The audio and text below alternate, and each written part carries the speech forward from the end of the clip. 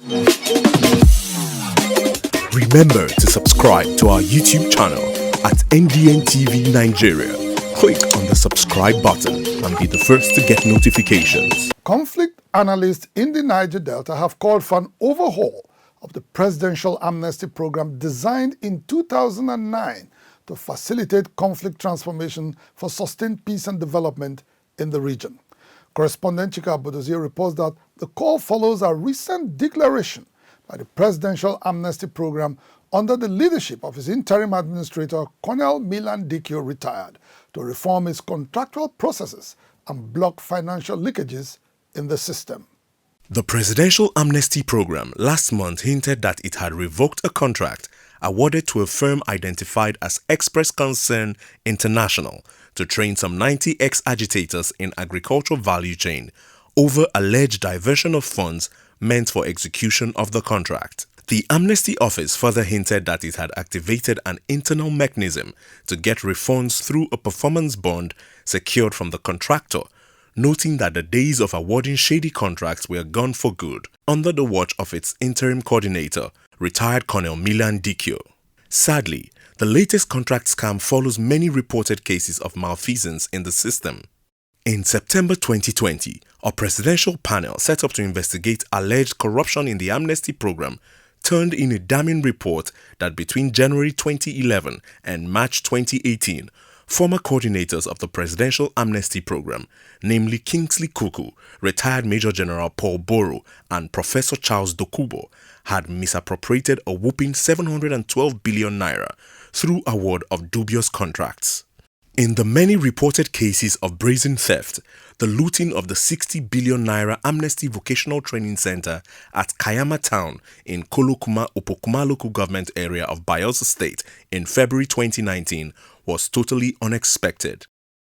For days, the looters, including women and children who were said to have overpowered security guards, carted away starter packs procured for amnesty trainees and other valuable items valued at billions of naira. Soon after, a committee was set up to unmask those behind the looting and bring them to justice. However, no single culprit has been identified till date.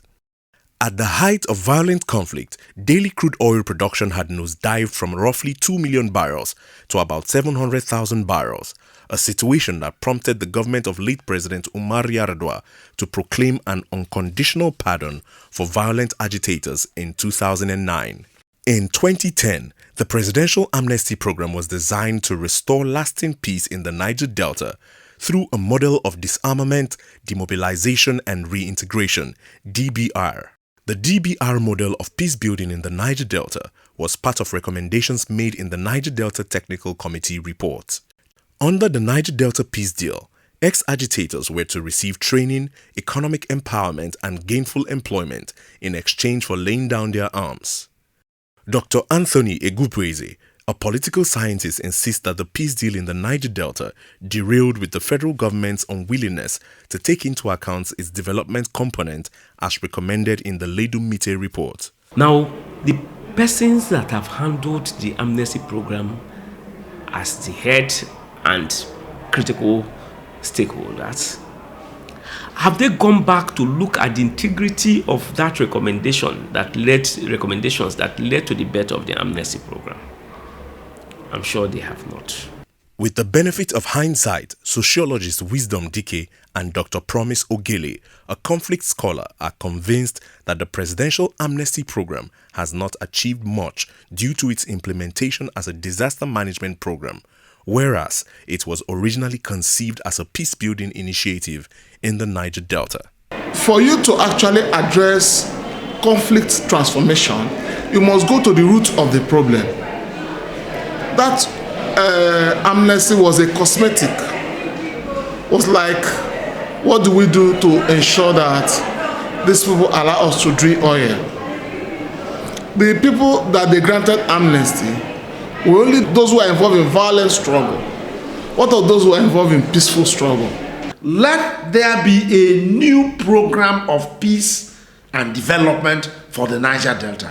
And this time around, it should be well thought out. It's about creating an enabling environment for the people to live and then to thrive. The Presidential Amnesty Program, designed to last a period of 5 years, was to terminate in 2015. Following resurgence of violence in 2016, President Muhammadu Buhari has consistently extended the program to a point where its terminal date appears no longer feasible. In view of this development, Dr. Anthony Egubweze advocates a review of the program. Why we believe that it's not supposed to be a continuum, a permanent structure that should be there forever. They need to rejig the amnesty program. Let them come up with a deliberate policy that would make it visible and possible for any contractor that is coming to handle any project for them in terms of training. Let him be sure that he has contact enough for those set of persons that will be trained to be integrated into the society in the form of employment.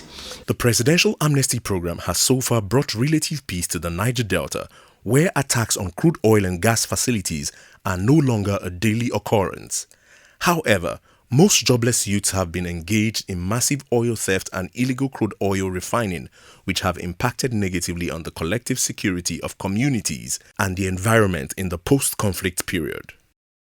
It is a wake-up call on the federal government to reframe the Presidential Amnesty Program in a manner that addresses root causes of violent conflict, which should necessarily take into account the need for a more focused human capacity and infrastructure development initiative in the Niger Delta. As some development analysts have suggested, the federal government may also have to consider an upward review of the statutory 13% derivation principle to enable largely backward oil-producing communities access more funds to cater for their development needs.